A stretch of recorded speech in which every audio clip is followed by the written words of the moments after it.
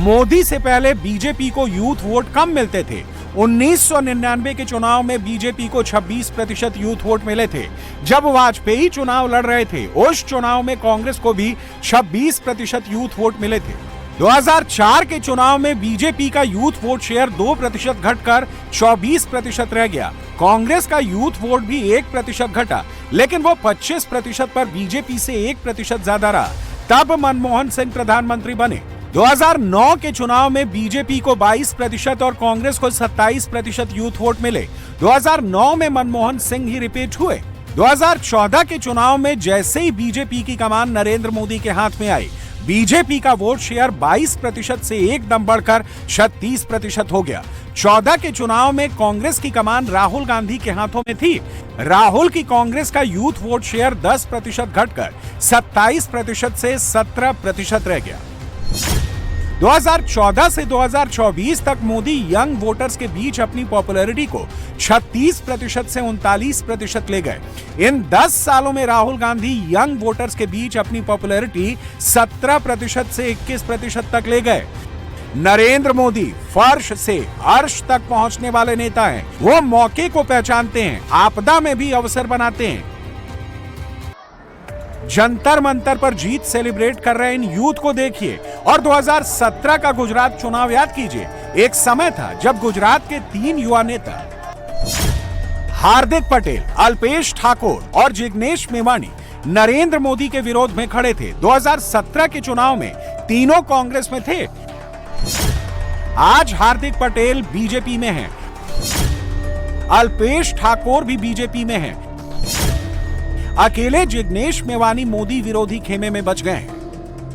कांग्रेस और कांग्रेस की नीतियों से पहले से खार खाए युवा कांग्रेस की तरफ जाएंगे, इसकी संभावना कम है। मोदी के पास यूथ वोट को देने के लिए बहुत कुछ है। 2 दिन बाद ही नरेंद्र मोदी यूथ को पेपर लीक का एक नया कानून देने वाले हैं।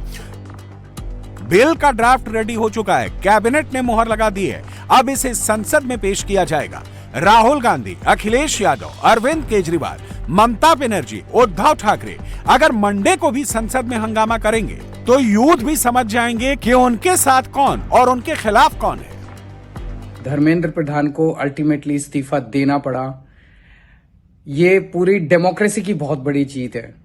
हमारे देश में लोगों का जनतंत्र से भरोसा ही उठ गया था। लोगों को लगने लगा था कि सरकारें सुनती नहीं है। जनता सरकारों के सामने चिल्लाती रहती थी, गिड़गिड़ाती रहती थी। हर चीज के लिए हम सरकार को हाथ जोड़ते रहते थे, पैर पकड़। सरकारें कभी सुनती नहीं थी। इतना बड़ा संघर्ष हुआ और अल्टीमेटली सरकार के अहंकार को झुकना पड़ा, जनता के सामने झुकना पड़ा।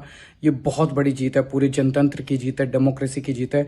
और सरकार को भी अब समझ लेना चाहिए कि आपको जनता की सुननी पड़ेगी। ये डेमोक्रेसी है। Democracy is by the people, of the people, for the people. कहने को तो सभी नेता यही कह रहे हैं कि वो छात्रों के साथ हैं। उनका अगला टेस्ट संसद में होने वाला है। ज्यादा इंतजार भी नहीं करना है, सोमवार को ही टेस्ट हो जाएगा। छात्र नौजवानों की जीत हुई है, इंकलाब का नारा देने वालों की जीत हुई है, हल्ला बोल का नारा देने वालों की जीत हुई है। जिस तरीके से आंसू गैस, लाठी और अपमान के बाद भी मुकाबला करते रहे बहादुरी के साथ जो मुकाबला किया और झुके नहीं, उसकी जीत है, इंकलाब की जीत है। उम्मीद है कि जो उन्होंने मांग की है वो मांग पूरी होंगी। सरकार को सुधारना तो पड़ेगा ही। और अगर आप विकसित भारत बनाना चाहते हैं, अमृत काल में दुनिया के बराबर खड़े होना चाहते हैं, अमृत काल में आप विश्व गुरु बनना चाहते हैं, तो शिक्षा परीक्षा को, दोनों को, व्यवस्था को ठीक करना पड़ेगा। कांग्रेस और इंडिया अलायंस के बाकी दल छात्र आंदोलन के ही मुद्दे पर संसद नहीं चलने दे रहे हैं। अब छात्र आंदोलन खत्म होने के बाद उनके पास बहाना भी नहीं बचा है। सरकार झुक गई है। सरकार ने युवाओं की बात मान ली है और आज प्रधान का राजीनामा आया, इस्तीफा आया। ये देश के लोकतंत्र के लिए बहुत बड़ी बात है। 12 साल से इस देश का लोकतंत्र आईसीयू में था, कोमा में था, सांस नहीं ले पा रहा था। एक ऐसा आंदोलन हो गया इस लोकतंत्र में और लोकतंत्र को वापस खड़ा कर दिया। तो हमारा एक फर्ज बनता है, फिर भी हम इकट्ठा आएंगे और एक इस प्रकार से रैली निकालेंगे कि इस देश में लोकतंत्र जिंदा है और लोकतंत्र के लिए जिंदा रहना जरूरी है और हम इसलिए रैली निकालेंगे। राहुल एंड अलायंस को अब संसद में हंगामे का नया रीजन तलाशना पड़ेगा। सरकार ने बैक टू बैक सारे बिल तैयार करके रखे हैं। अगर राहुल ने तैयारी नहीं की तो विपक्ष को मुंह की खानी पड़ेगी। राज्यसभा में वंदे मातरम बिल पेश हो चुका है। सोमवार को पेपर लीक कानून में संशोधन वाला बिल आएगा। मोदी और शाह ने डीलिमिटेशन वाला बिल भी रेडी करके रखा है। डीलिमिटेशन बिल के बाद वन नेशन वन इलेक्शन वाला बिल आएगा।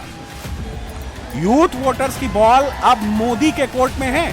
विपक्ष अपना दांव खेल चुका है। अब दांव खेलने की बारी नरेंद्र मोदी की है।